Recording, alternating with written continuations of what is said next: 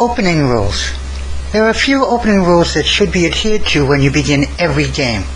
They are: control the center, develop your minor pieces, and castle. Now let's start with the first. Control the center.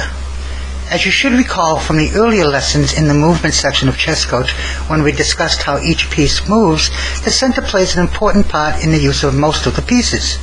Almost every piece has greater capability when it is closer to the board's center. Because of this, the player that gets the strongest hold on the center of the board usually has an edge with the element of space and controls the more flexible pieces.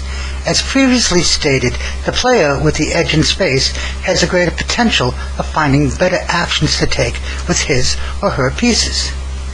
In essence, the game of chess is a game of small advantages. Now certainly, a large decisive blow against your opponent is always desirable, but usually, as you'll find with experience, your goal will be to get a small advantage here, a small gain there, a slightly better position here, a small gain in force there. Chess is almost like a game of whittling, one small gain after another until they add up to a large advantage and a superior game. Controlling the center assures your pieces that are situated there the greatest potentials. Develop your minor pieces. In chess, the bishops and knights are referred to as the minor pieces.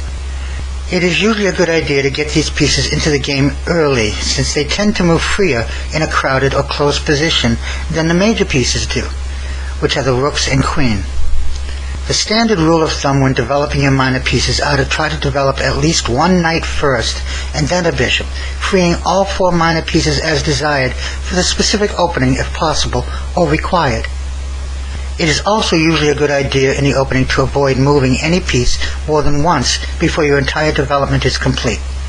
Once tactics and exchanges begin, you will have entered the middle game. The tactics of chess will be discussed in a subsequent section of Chess Coach. Castle. Castling is an important move in chess, but only if done at the correct time. See the section on castling in Chess Coach for further details.